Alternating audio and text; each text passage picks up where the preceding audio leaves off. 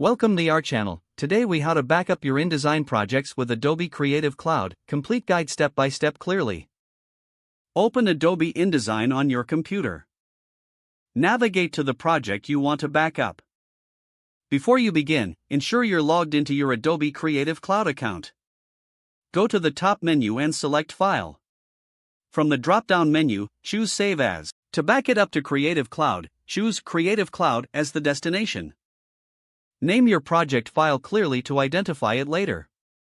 Click Save to upload your project to Adobe Creative Cloud. Now, open Adobe Creative Cloud on your web browser. Log in using the same Adobe ID linked to your InDesign account. Once logged in, navigate to the Files tab. Locate the Your Files section in Creative Cloud. Here, you should see the InDesign project you just backed up.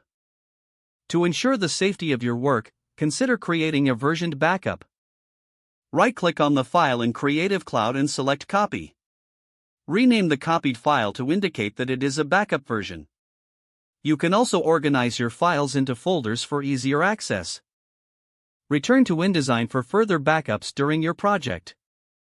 Utilize the Save As function regularly to keep your project updated in Creative Cloud.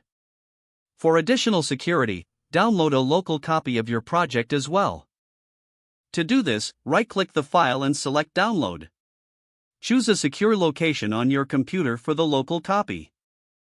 Regularly back up your projects to avoid data loss. Consider setting reminders to back up your work routinely. With these steps, your InDesign projects are securely backed up in Adobe Creative Cloud. If the page does not load, refresh the browser or try again in a private or incognito window. Make sure you are using the correct email address, then retype it carefully to avoid small typos. If your password is not accepted, use the Reset option and create a new strong password you can remember. Check your spam folder for verification or security emails, then complete any requested confirmation steps.